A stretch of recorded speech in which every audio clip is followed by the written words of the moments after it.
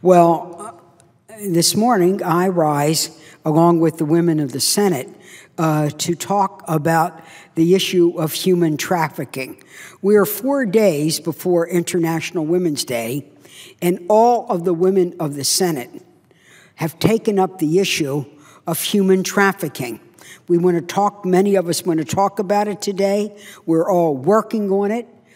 Many have been leaders on this issue, and you will see us coming to the aisle, coming to the floor, joined by Republican and Democratic women.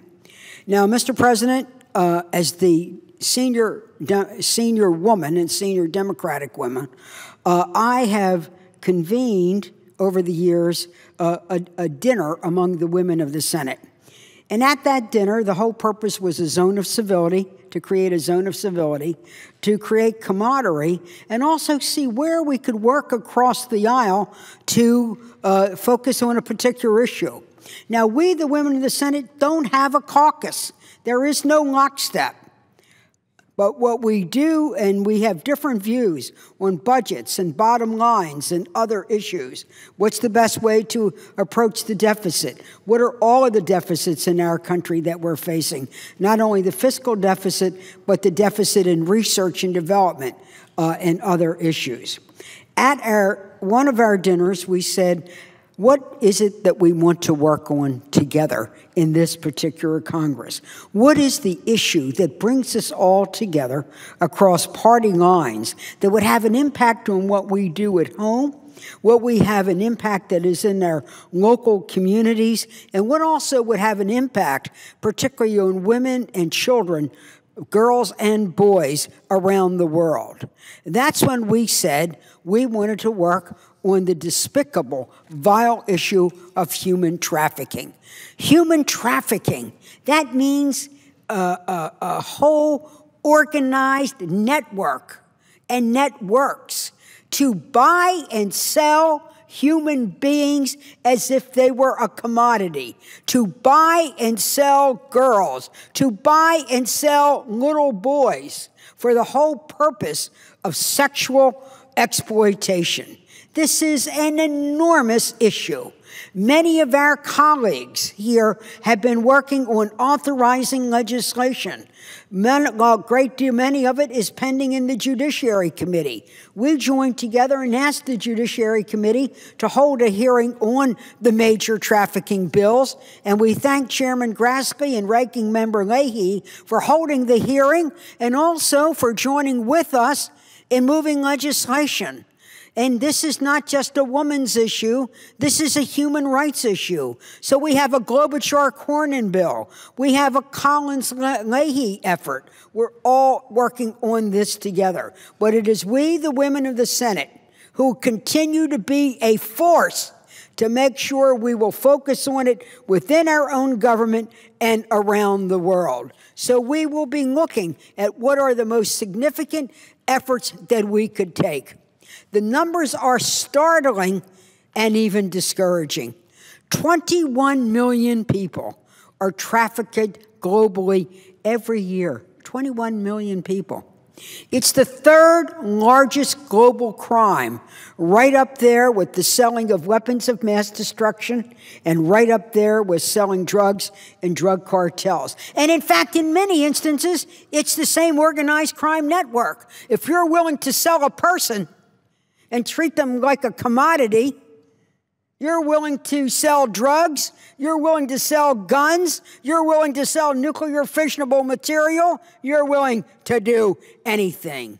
You know, and this isn't just about recruiting girls in Asia or girls and women in Central Europe.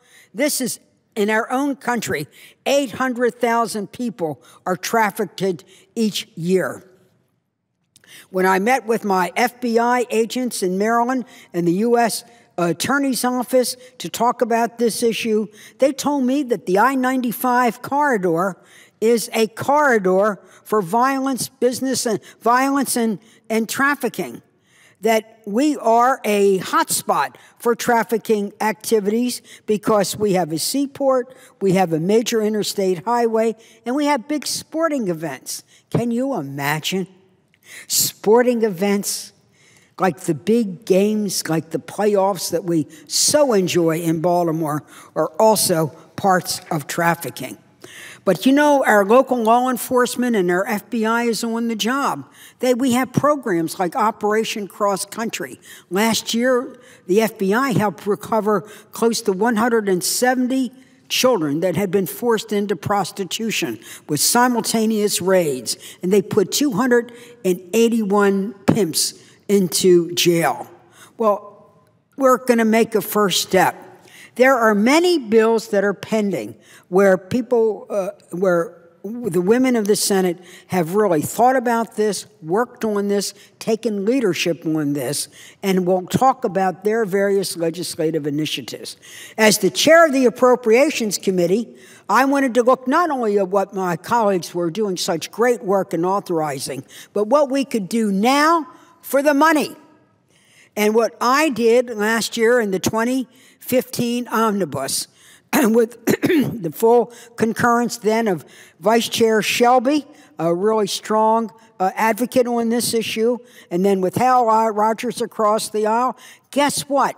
We put $42 million in the Justice Department to make sure we were fighting trafficking, a $28 million increase in programs that provided grants that were life-saving and life-rescuing services to victims, where they could enforce the law, where they could make sure that they had emergency shelters, counseling, and a true rescue mission.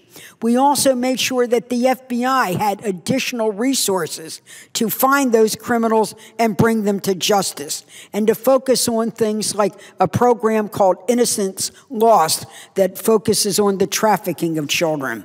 And we funded human trafficking, and it's called human trafficking prosecution, by adding more money for civil rights attorneys to identify the large trafficking rings to do it. I don't want to sound like an accountant. I want to sound like one of the women of the Senate who thinks about these women who are being recruited around the world, to those children that are being nabbed and grabbed, and the exploitation of lost children, sometimes runaway youth. And we want to say to them that our federal dollars, and we're going to look at how we authorizers and we appropriators really work together. We want to pass some of this new, fresh thinking on how to deal with this problem.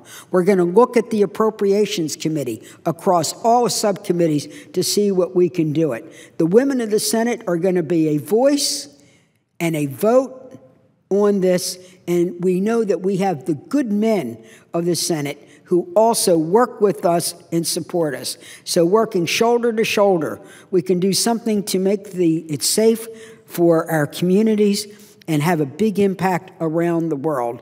And we will do it because we took the time to listen to each other and figure out ways that we could work together. So let's get it done, and let's get it done now.